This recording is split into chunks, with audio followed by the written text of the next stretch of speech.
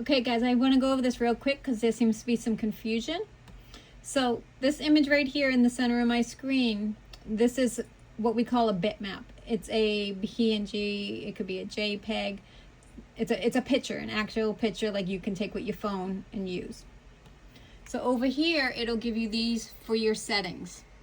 Your dot duration, your power, your DPI.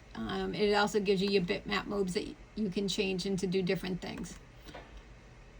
With your dot duration, the easiest way to explain this is how long that laser is going to sit in that spot.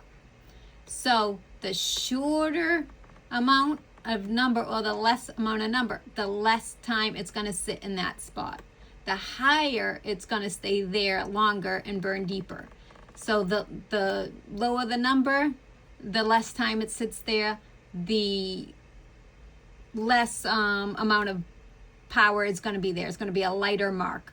The longer it sits there, you're going to get a deeper mark.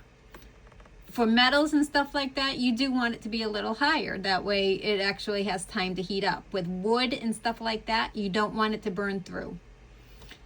This is your power range. When you do a bitmap, you're going to have a different power range. You're going to be able to do the least amount that you want to the highest amount that you want.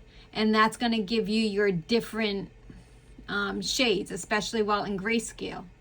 Now, if you see, I'll change this to Jarvis, and I just have one power, and that's because Jarvis is dithering. It's creating different dots for the image.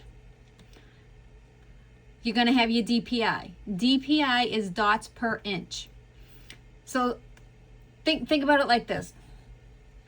You're walking in a square in your yard, and every square inch you have to walk and put 500 dots or 500 steps in that one little inch. So it's going to take a lot longer.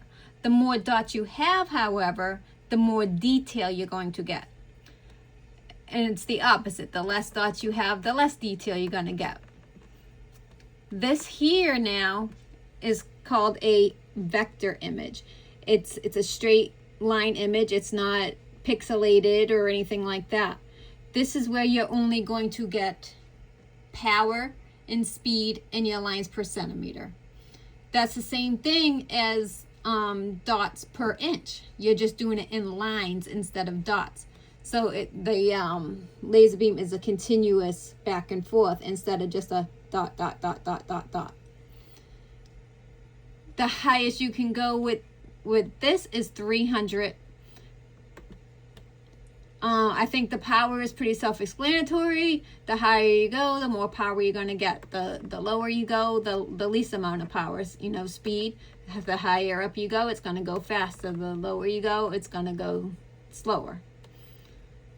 I hope that helps. I will make a better video for this, but I just wanted to get this out there real quick for you.